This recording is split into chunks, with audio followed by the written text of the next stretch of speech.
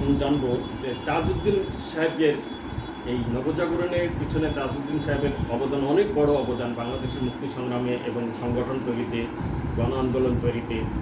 তো আমরা জানি এখন বিশেষত্ব কি তাজউদ্দিন সাহেবের, যে উনি আপনি তাজউদ্দিন সাহেবকে হাইলাইট করিয়ে প্রবন্ধ লেখেন, একটু বলবেন প্লিজ।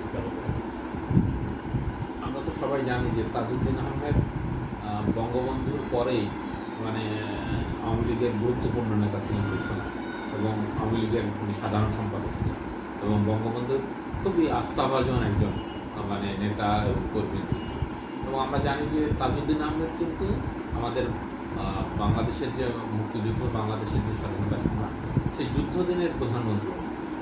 একজন মানুষ কীভাবে তার দায়িত্ব কর্তব্যবোধ সম্পন্ন করতে হবে, তার যদি কোনো দৃষ্টান্ত আমরা খুঁজতে চাই, তাহলে সেই দৃষ্টান্তের জায়গায় তাজউদ্দিন আহমেদ একটা অনুপ্রেরণা। এবং তাজউদ্দিন আহমেদ দেখিয়ে দিয়েছেন যে নীরবে নিভৃতে কীভাবে দায়িত্ব কর্তব্য পালন করতে হয়, এবং দায়িত্ব কর্তব্য পালন করতে গিয়ে কীভাবে ত্যাগ স্বীকার করতে হয়, কীভাবে নিজের কাজের প্রতি একাগ্র হতে হয়। এবং আমরা জানি যে তাজউদ্দিন আহমেদ সেই সময় যে মানে একটা শার্ট গায়ে দিয়ে উনি কিন্তু 9টা মাস পার করে দিয়েছেন, এবং ওই শার্ট উনি রাত্রিবেলায় ধুয়ে দিতেন এবং সকালে কিন্তু সেই শার্ট গায়ে দিয়ে উনি হচ্ছে অফিস করতেন।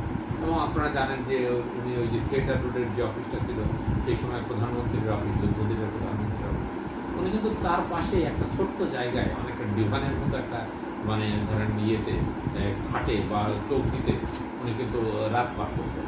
এবং উনি কিন্তু বলছিলেন যে মানে দেশ স্বাধীন না হওয়া পর্যন্ত উনি পরিবারের সঙ্গে দেখা করবেন, এবং সেই কথাটা কিন্তু উনি রেখেছিলেন। এই যে নিষ্ঠা দেশের প্রতি, এই যে দেশের প্রতি ভালোবাসা, এই যে দেশের প্রতি সর্বোচ্চ ত্যাগ স্বীকার করা, সেইটা তাজউদ্দিন আহমেদের ভিতর দিয়ে আমরা দেখি।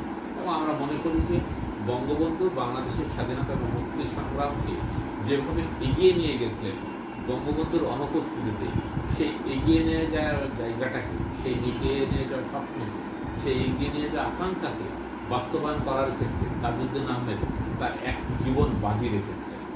এবং তাজউদ্দিন আহমেদ কিন্তু তার লেখালেখিতে বা তাজউদ্দিন আহমেদের সেই সময় যারা তাজউদ্দিন আহমেদের কাছের ছিলেন, ধরেন শেখ সরওয়ার মুর্শিদ থেকে শুরু করে বা হচ্ছে মানে আনিসুজ্জামান স্যার থেকে শুরু করে প্রত্যেকেই কিন্তু তাদের লেখালেখিতে বলেছেন যে কী পরিমাণ উনি ত্যাগ স্বীকার করেছেন। এবং উনি কিন্তু মানে সবসময় বলতেন যে আসুন আমরা এমনভাবে দেশটার কাজ করি যে আমাদের নাম মুছে যায়, কিন্তু দেশটার নাম ঊর্ধ্বে উঠুক বা দেশটার নাম উপরে উঠুক। সেই মানুষটাকে তো অবশ্যই বাংলাদেশের নবজাগরণের ক্ষেত্রে অনেক গুরুত্ব দিয়ে রাখতে হবে। এবং আমি মনে করি এবং আমার এই অনুসন্ধান করে যে বাংলাদেশের নবজাগরণের ক্ষেত্রে রাজনৈতিকভাবে আরও অনেকের অবদান রয়েছে অবশ্যই। ধরেন মৌলানা আব্দুল হামিদ খান ভাসানীর রয়েছে, বা সেই সময়ের আওয়ামী লীগের আরও অনেক নেতা রয়েছে। কিন্তু আমরা যদি প্রধানত দুইজন মানুষের নাম মনে করি, তাহলে একজন হচ্ছেন বঙ্গবন্ধু শেখ মুজিবুর রহমান, অন্যজন হচ্ছেন তাজউদ্দিন। ধন্যবাদ কাজল ভাই। আপনি এই তাজউদ্দিন আহমেদ সম্পর্কে লিখতে গিয়ে যত কোটেশনগুলো দিয়েছেন আর যত বক্তব্যগুলো দিয়েছেন, যে সুন্দরভাবে দিয়েছেন, যেভাবে উপস্থাপন করেছেন, আমি দেখুন সবগুলো দাগিয়ে দাগিয়ে রেখেছি। অনেক গুরুত্বপূর্ণ তথ্যগুলো আছে, যে তথ্যগুলো আমার এই আলমারি ভর্তি বই পড়েও আমি পাই নাই। ওনার আনিসুজ্জামান স্যারের সাথে গবেষণা ছিল বিধায় আমি মনে করি যে উনি এত গভীরের জিনিসগুলা অর্জন করতে পেরেছেন। জানি না আরও কোথা থেকে আরও অনেক অধ্যয়ন করে হয়তো এই জিনিসগুলো সংগ্রহ করেছেন। অনেক কষ্ট করে এই সংগ্রহ করা এই জিনিসগুলো আপনারা জানতে পারবেন এই বইটা যখন পড়বেন তখন, এই প্রবন্ধটা যখন পড়বেন তখন। ধন্যবাদ দর্শক, আপনাদের দাওয়াত রইল এই প্রবন্ধটা পড়া, জাতি নির্মাণের জন্য আপনারা সচেতন হবেন আশা করি। ভালো থাকবেন।